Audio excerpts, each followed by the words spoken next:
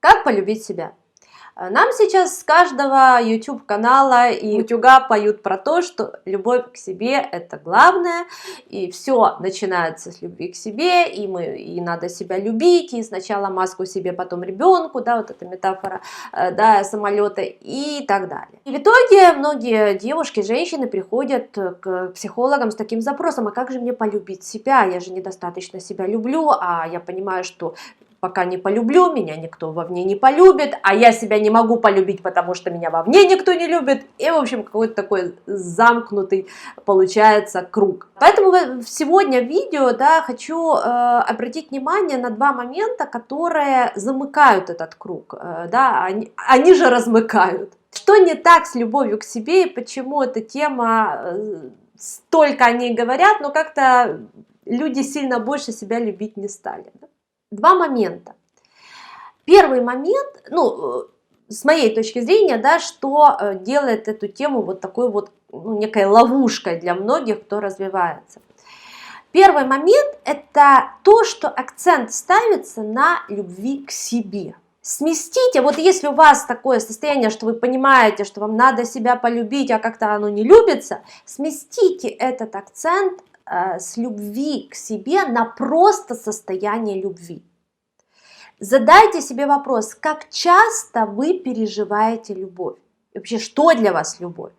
И эта любовь может быть кому-то, ну, другому, к человеку, к вещам, к Богу, не знаю, к профессии, к животным, к деньгам, к чему хотите.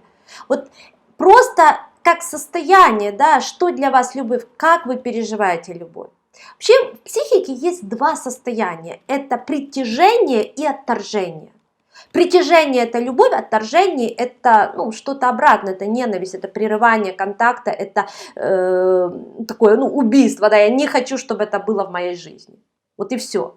Да? Поэтому что вам, к чему есть притяжение? Фрейд называл это либидо и мартидо, да, сила, ну, Фрейд связывал либидо больше с сексуальной энергией, ну, например, юнгианцы, Юнг и его последователи пошли дальше, и юнгианские психологи говорят о энергии либидо или энергии эроса, как просто о притяжении к чему-либо, вот к чему-то меня влечет, да, и в этом есть эрос, да, эрос это влечение, это желание.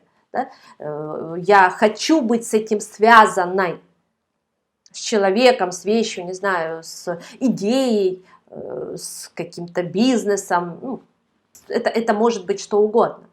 Или я не хочу с этим быть связанной, я хочу, чтобы этого не было в моей жизни. Да? И тогда это противоположная сила, то, что Фрейд называл мартидо или влечение к смерти. Да? Есть влечение к жизни, либидо, и влечение к смерти. Так вот, любовь – это все, что влечение к жизни. Да? Я хочу, чтобы это было.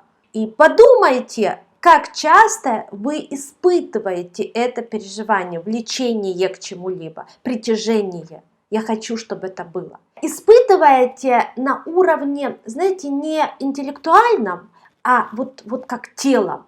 Это может быть, например, красивая картина какая-то, да, вот все, и у вас вот, ну, прямо на уровне тела вы чувствуете это, да, насколько это хорошо, насколько вам это нравится, насколько, ну, как-то это на вас влияет. Это может быть, ну, понятно, другие люди, там, дети, родные, ну, да, само собой. Это может быть, у меня, например, это красивые интерьеры. Ну, вот со мной что-то происходит физически, когда я попадаю в интерьер, который для меня красивый. Вот. Это, ну, это наслаждение на уровне тела. И вот такое переживание, да. Все это про любовь. И сместите еще раз фокус внимания с того, чтобы полюбить себя, на просто, на то, чтобы переживать любовь чаще в течение каждого дня.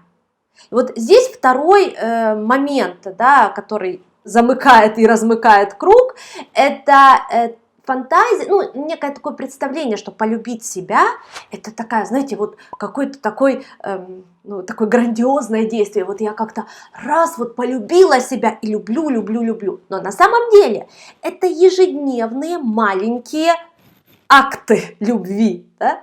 И вот когда вы задаете себе вопрос, как часто я переживаю любовь и что вызывает у меня состояние любви, какое это состояние любви у меня, сместите свое внимание на ежедневные мелкие моменты. Как часто я переживаю любовь в течение дня.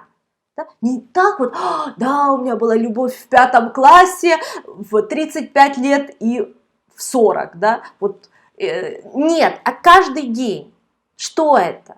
Или там, вот у меня любовь, да, вот я там, не знаю, в Лувре была, вот такая-то картина, вот, да. Нет, вот каждый день. Да? Когда я чувствую любовь, когда во мне вот просыпается вот это либидо, влечение к жизни, желание что-либо сделать, посмотреть, поговорить с кем-то, что-то создать, да? Во всем этом есть энергия любви, есть состояние любви, и вам важно больше осознавать, как вы это переживаете. И тогда ваша жизнь будет наполняться любовью. Это и есть любовь к себе, да, потому что это любовь к вашей жизни, то, что вам нравится, то, к чему вас влечет. Это все есть вот про это же. Да? Поэтому вот такие два момента. Еще раз, если вопрос любви к себе, он такой у вас без ответа внутри пока был, да, попробуйте таким образом фокус сместить и посмотрите, как будет меняться ваше ощущение жизни, ну и вслед за ощущениями, состояниями и внешней реальностью.